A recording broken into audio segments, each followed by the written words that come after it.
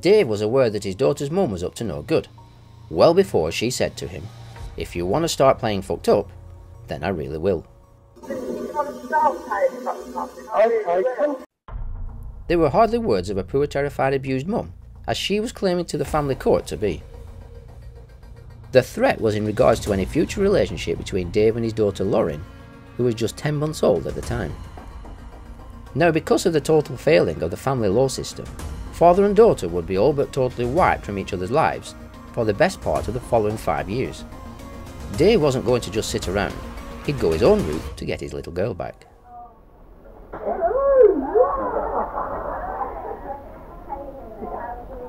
Get away.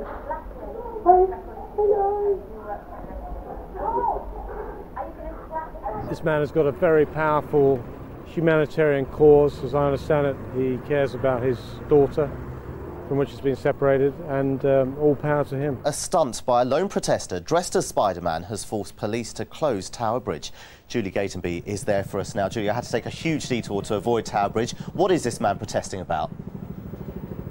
Well, as you can see, Spiderman behind me, otherwise known as David Chick, is campaigning for rights, better rights for fathers. He says he's been denied access to his 3-year-old daughter despite a court order allowing him to see her. He's gone up as Spiderman because that's his daughter's favourite comic book character. 6 AM day 1, an entry in the police incident log by Chief Superintendent Randall stated, "Low-key approach, minimise attention he gets, knows what he is doing, not in crisis. He is in control of his actions, not a direct threat to another, including public." But the total opposite would follow. Another entry in the incident log stated, negotiators refusing to attend the scene on the basis that there was no threat to Chick or the public. It was acknowledged that he was not mentally ill and had no history of causing injury to individuals or damage to property during the course of his protests.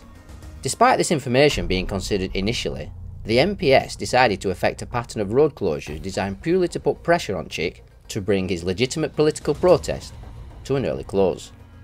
Another log entry by Superintendent Tom Henley, climber does not like road closures, so should be used as a bargaining tool against him and his cause. Later adding, my decision, leave the roads closed. Another stated Tower Bridge, could be reopened if required, but pointed out its closure could help in negotiations. Police evidence and documents would later reveal a police and government conspiracy to discredit Dave's demonstration by blocking off the roads around Tower Bridge at an estimated cost of £50 million. The police commander's log had a note stating that Chick had not wanted the roads closed, and though he was no threat and mentally stable, if they blocked the roads, it would force him down.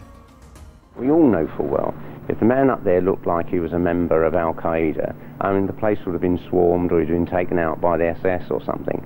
And we cannot really allow, because once one person gets away with this, every other idiot with a grudge will think if they can just get up and inconvenience a couple of million Londoners, they'll be able to get away with it. Welcome to BBC London News.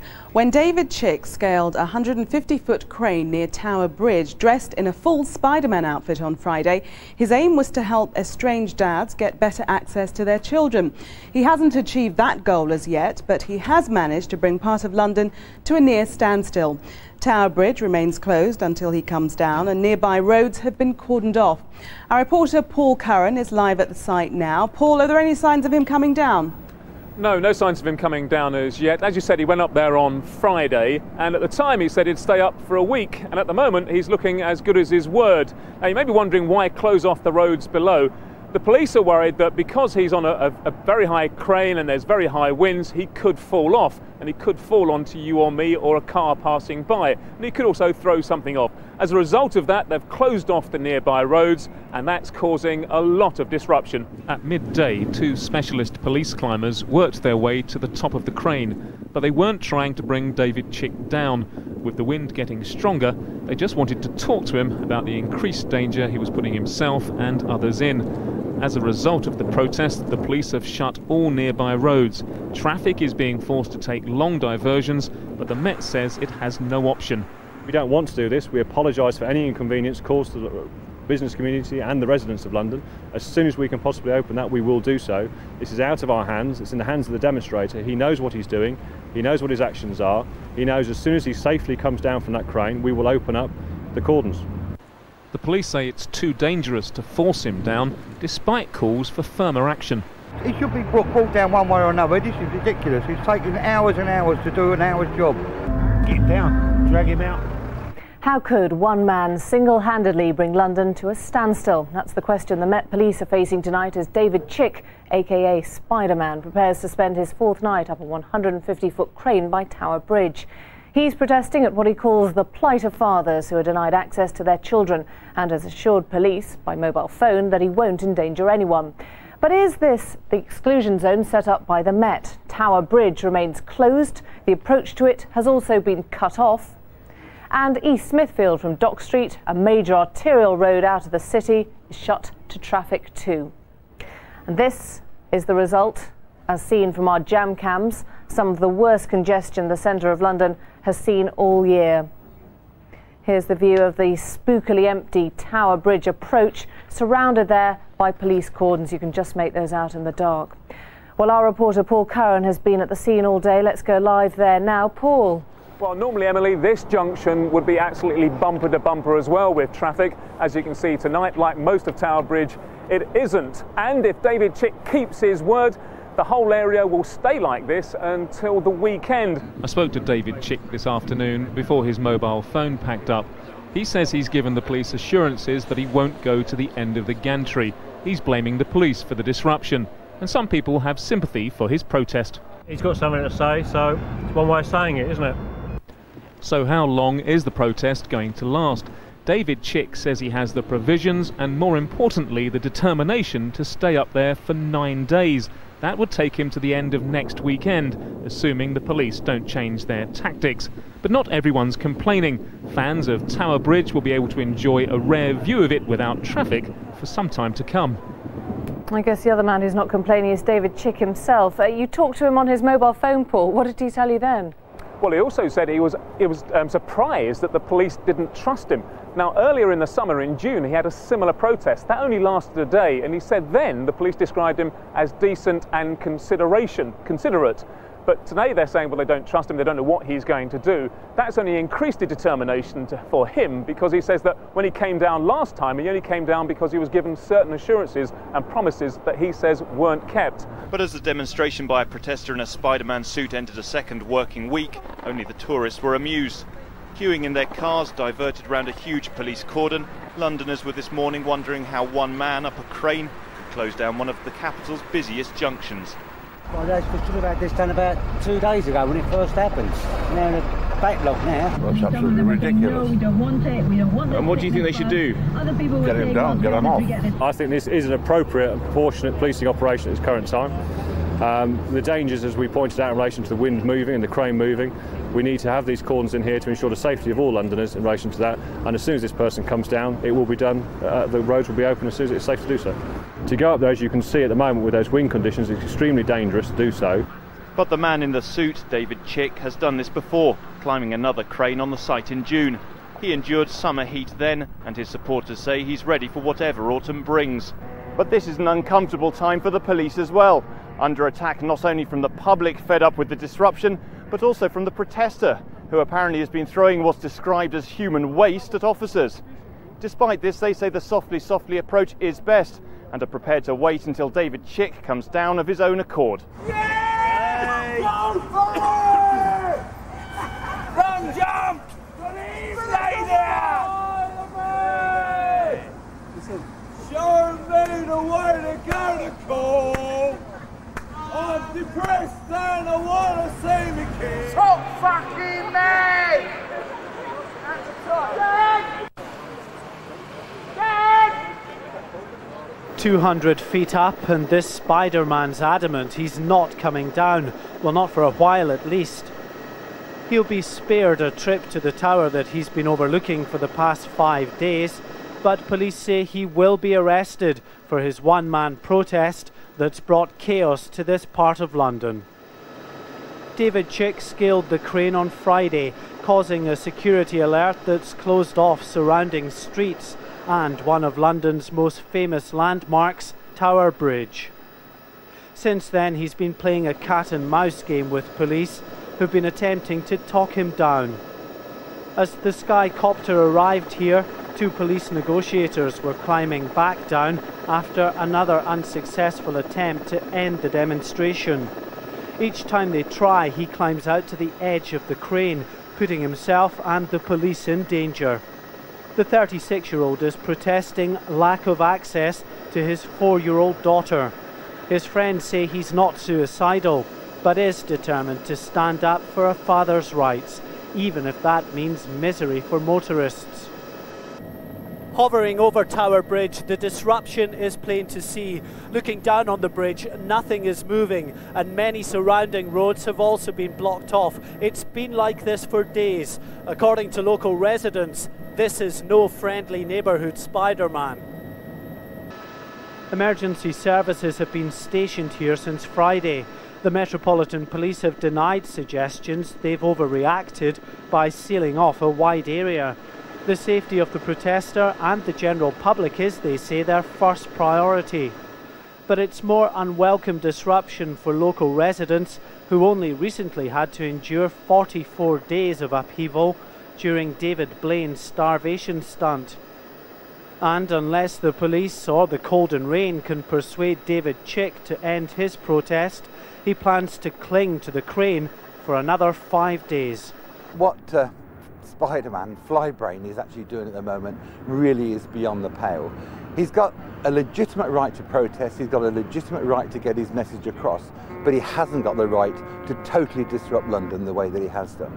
I'm afraid the bottom line is, though, he's not only putting his own life at risk, he's putting the lives of police officers down below, the lives of motorists and so on. He's just gone a bit too far.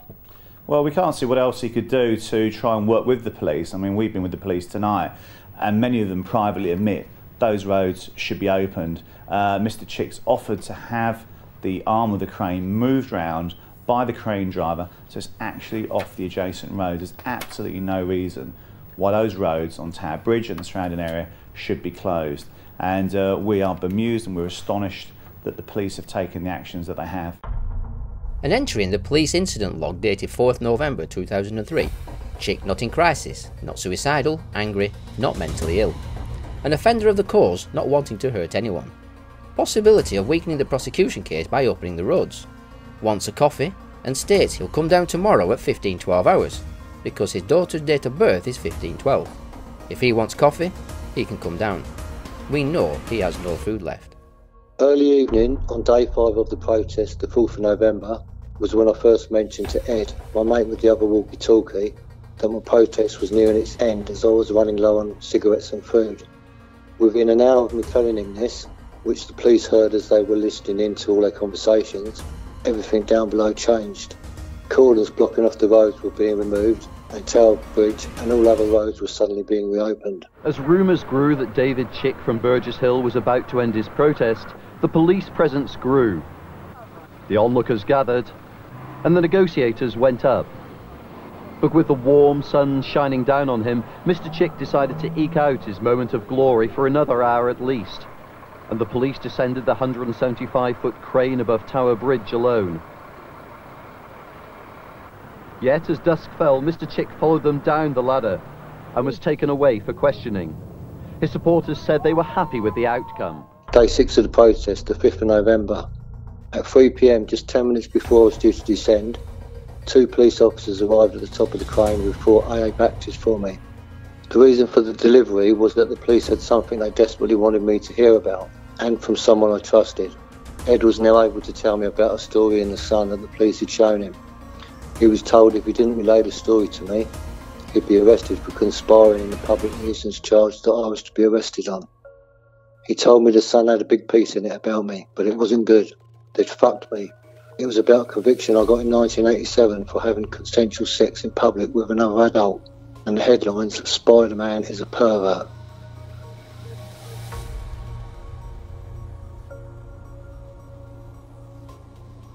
Anger was my first emotion, but soon it turned to feeling gutted and then panic, with all different thoughts flying around my head. Then it was discussed that there were no depths these sick bastards weren't prepared to stoop to in their attempts to break me.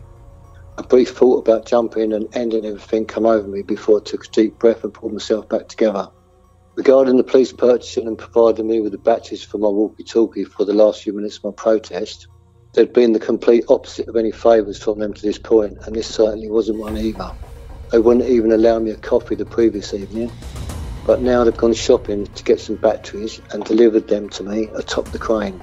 And the delivery is made just 10 minutes before the time that I told them I'd be descending. No to a coffee that I asked for and wanted, but a very late purchase and delivery of batteries that I didn't ask for, want or need, to make sure I'd hear of the story. Extraordinary attempts of a desperate man. Spiderman has eventually climbed down. Paul Cohen was there for his descent. Paul, what happened then? Any first words?